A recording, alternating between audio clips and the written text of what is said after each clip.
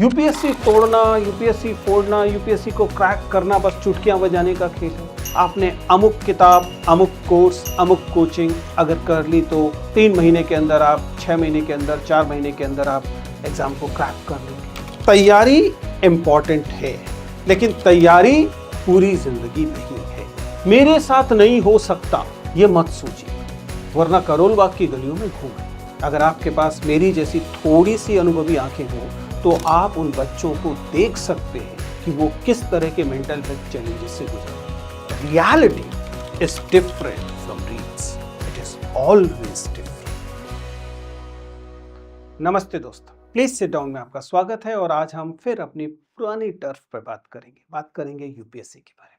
आपके पास वो 60 second 90 second के कई वीडियो पहुंचते होंगे, वायरल शॉर्ट्स या रील्स, जिसमें आपको बताया जाता होगा कैसे 2 महीने में, 3 महीने में यूपीएससी क्रैक किया जा सकता है। तोड़ डालिए, फोड़ डालिए। तो क्यों ना इस बात को समझें कि सोशल मीडिया और यूपीएससी के बीच की ये जो कुश्ती चलती है उसमें जमीनी हकीकत क्या है, ग्राउंड रियलिटी क्या है। तो आज के वीडियो में हम यूपीएससी के संदर्भ में सोशल मीडिया के ग्लैमर और वास्तविक जो जमीनी हकीकत है, ग्राउंड रियलिटी है, उसे समझने पर बात करेंगे। तो सबसे पहले इस सोशल मीडिया हाइप वाले हिस्से को समझने की कोशिश करते हैं। सोशल मीडिया आपको क्या दिखाता है? ये शॉर्ट्स, रील्स, वीडियोस आपको क्या दिखाते हैं? क्या आपको ये दिखा पाते हैं कि यूपीएससी तोड़ना, यूपीएससी फोड़ना, यूपीएससी को क्रैक करना बस चुटकियां बजाने का खेल है? आपने अमुक किताब, अमुक कोर्स, अमुक कोचिंग अगर कर ली तो 3 महीने के अंदर आप, 6 महीने के अंदर, 4 महीने के अंदर आप एग्जाम को क्रैक कर लेंगे। या आप 20 घंटे लगातार पढ़िए, क्या परेशानी है? एग्जाम क्रैक किया जा सकता है, तोड़ा जा सकता है, सक्सेस गारंटेड, 100% सिलेक्शन गारंटेड। ऐसे वीडियोस, ऐसे शॉर्ट्स आप तक पहुंचते होंगे और कई बार अगर आप इन चीजों से पहले से परिचित नहीं हैं तो आपका मन करता होगा कि आप इन पर यकीन कर लें। कितना एक्साइटिंग है ये। तो चलिए हम इसकी सच्चाई को जानने की कोशिश करते हैं। वास्तविक हकीकत क्या है, जमीनी हकीकत क्या है? पहली बात, कितने दिन में यह परीक्षा की तैयारी की जा सकती है? जो लोग कह रहे हैं कि 40 दिन में, 50 दिन में की जा सकती है, अगर आप 2025 में अपीयर होना चाहते हैं और अभी तक आप उसके बारे में कुछ नहीं जानते हैं, आप अब से तैयारी शुरू करेंगे और 2025 में से तोड़ डालेंगे, फोड़ डालेंगे। देखिए, सच्चाई ये है, होने को कोई एक्स्ट्राऑर्डिनरी व्यक्ति हो सकता है जो दावा करे कि मैंने तो ऐसे ही किया था, लेकिन सच्चाई ये है कि यह तैयारी समय मांगती है। हम लोग हमेशा कहते हैं ये 100 मीटर डैश नहीं है, ये 100 मीटर की दौड़ नहीं है, यह एक मैराथन है। इसमें आप 3 महीने, 4 महीने की तैयारी से इस परीक्षा को इसलिए नहीं पूरा कर सकते क्योंकि यह एक सिंगल डे एग्जामिनेशन नहीं है। प्रीलिम्स सिंगल डे एग्जामिनेशन है, लेकिन उसमें भी आपको कई सारी दूसरी चीजें देखनी पड़ती है। इसलिए मैं आपको ये कह रहा हूं कि इसे 2 महीने, 3 महीने का मामला ना माने। हम लोग मानते हैं कि 18 महीने मिनिमम और जनरली 2 से 3 साल। किसी किसी स्टूडेंट को 4 साल भी लग सकते हैं, 3 साल भी लग सकते हैं, लेकिन कम से कम 2 से 3 साल का स्लॉट रख कर चलिए। तो ये हुई पहली बात, यानी समय को लेकर बिल्कुल स्पष्ट रहिए कि आप इसको तेज दौड़कर पूरा नहीं कर सकते। और इसी से जुड़ती है दूसरी बात, तेज दौड़ने वाली। 18 घंटे पढ़ लीजिए, 16 घंटे पढ़ लीजिए। मुझे नहीं पता कि ऐसे विद्यार्थी कौन होते हैं जो 18 घंटे, 16 घंटे लगातार 2 साल तक पढ़ते हैं, क्योंकि मैं पिछले 20-25 सालों से एक शिक्षक हूं, लगातार विद्यार्थियों के संपर्क में हूं। आप, ऐसा तो हो सकता है कि 16 घंटे किताब के सामने बैठे रहें, लेकिन 16 घंटे पढ़ाई कर लें, ये नहीं। दोनों में अंतर है, क्योंकि दरअसल आपको फोकस स्टडी चाहिए जिसका आउटपुट भी अच्छा। इसलिए अपनी योजना में रोजाना 8-9 मैक्सिमम 10 घंटे रखिए और उसमें बाकायदा ब्रेक्स लीजिए। 2 घंटे का एक सेशन, 3 घंटे का एक सेशन, इस तरीके से इसे कीजिए और अपनी स्टडी को डाइवर्सिफाई करके रखिए। तो पहली बात हुई, समय 4 महीने, 6 महीने नहीं है, ज्यादा लगेगा। दूसरा, रोजाना 20 घंटे वाले मेथड से मत चलिए, क्योंकि रोजाना 20 घंटे का मेथड 4 दिन चल सकता है, 1 सप्ताह चल सकता है, लेकिन वह लगातार 2 साल, 2.5 साल, 1 साल, 1.5 साल नहीं चल सकता।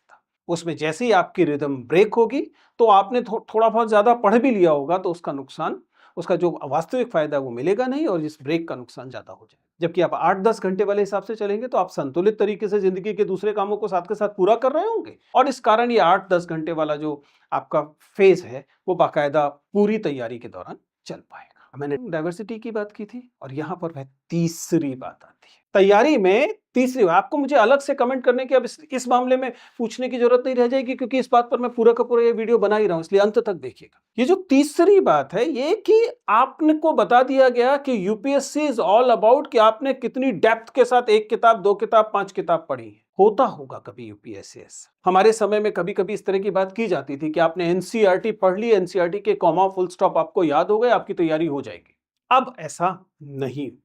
अब आपको डाइवर्सिफाइड सोर्सेज की जरूरत पड़ती है। आप बेसिक के लिए एनसीईआरटी ले सकते हैं, देन आप फोकस के लिए किसी एक इंपॉर्टेंट किताब को ले सकते हैं, लेकिन आपको कुल मिलाकर डाइवर्स सोर्सेज में जाना पड़ेगा और उनके बीच की इंटरलिंकेजेस खोजनी पड़ेगी।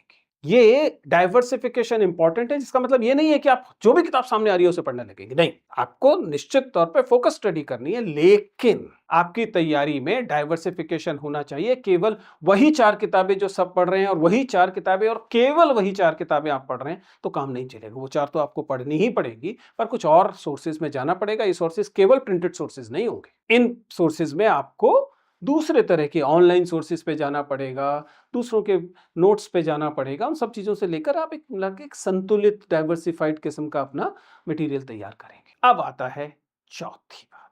चौथी बात इंपॉर्टेंट ऐसे समझिएगा। तैयारी इंपॉर्टेंट है, लेकिन तैयारी पूरी जिंदगी नहीं है। इसलिए जिस दौरान आप तैयारी में हैं उस दौरान भी आपको बैलेंस्ड लाइफस्टाइल मेंटेन करना पड़ेगा।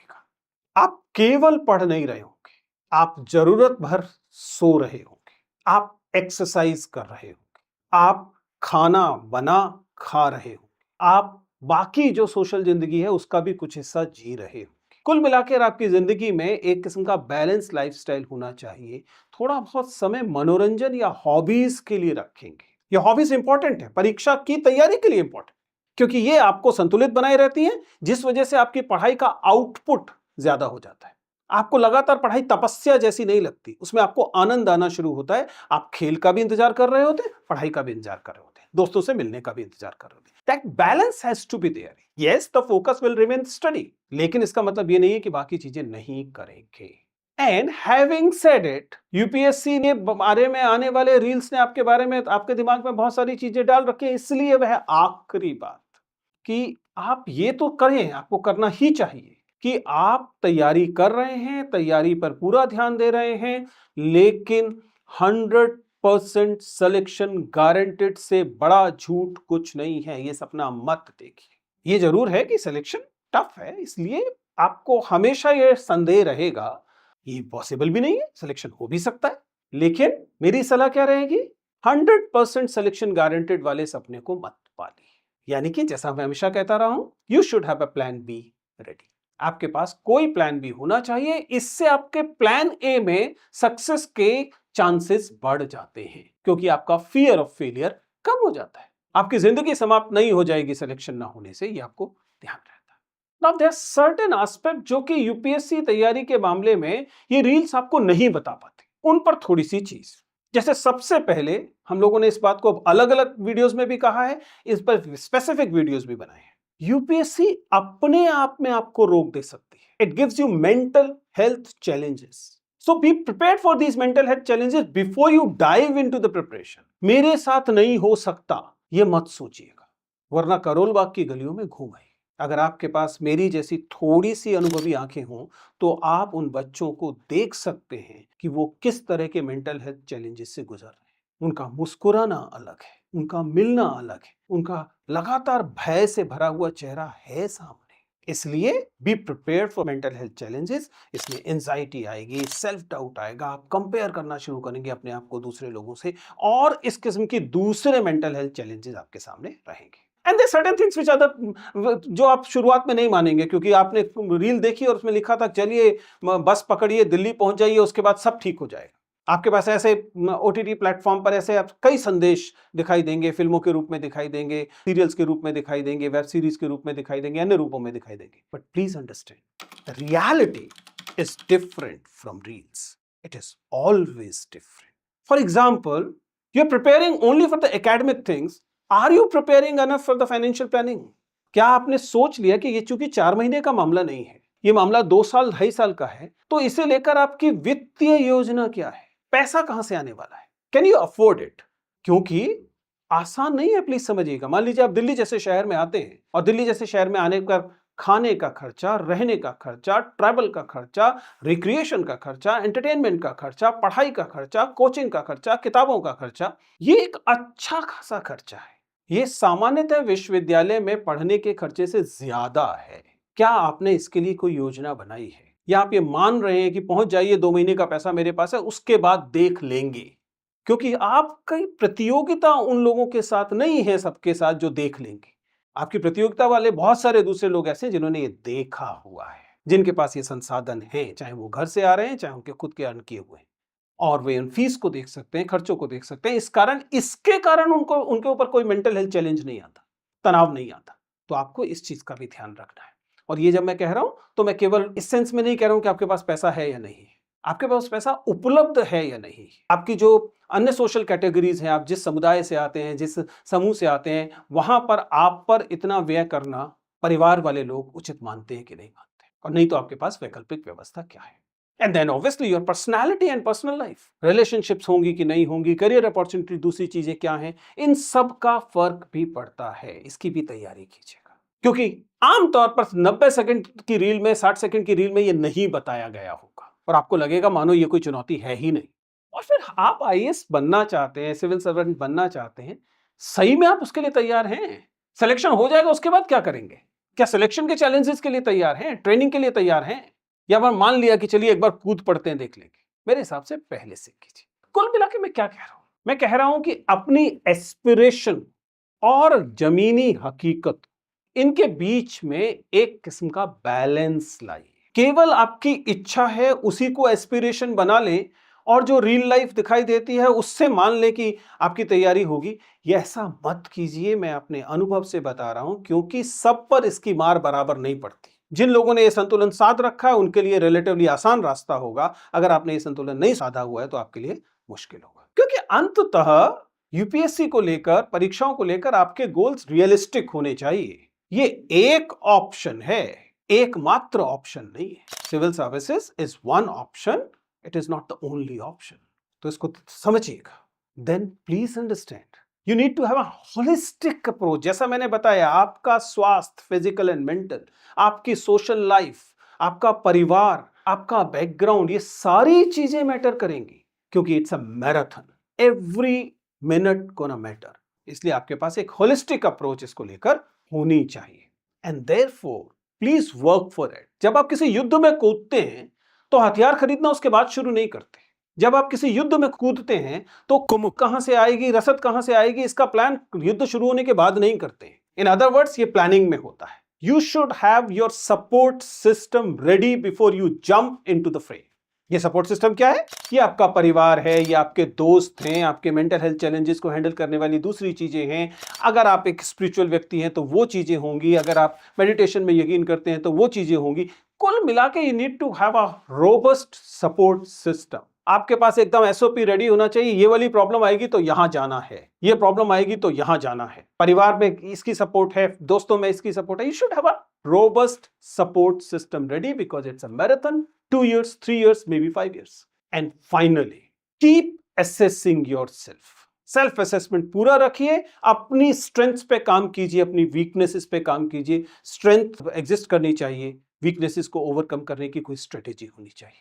दौड़कर, कूदकर, छलांग लगाकर कहीं पहुंचने की कोशिश मत कीजिए। It's a slow and study thing. जमीनी रहिए, रियलिस्टिक रहिए, ये इंपॉर्टेंट है। कुल मिलाकर यूपीएससी टफ है, लेकिन अगर आपकी अप्रोच सही है तो कम से कम एक चीज तो जरूर होगी, सिलेक्शन उसके बाद भी गारंटी नहीं, लेकिन एक चीज जरूर होगी कि यूपीएससी से आप चीजें तैयारी से चीजें हासिल कर रहे हो, लूज नहीं कर रहे हो। क्योंकि अगर आपके पास सही अप्रोच है तो सिलेक्शन हो या ना हो, उस पूरे प्रोसेस से आप कुछ चीजें हासिल कर रहे हो। अन्यथा वह आपको लगातार तनाव देती रहेगी, और अंततः you will not be a better person after the preparation in comparison to you were earlier.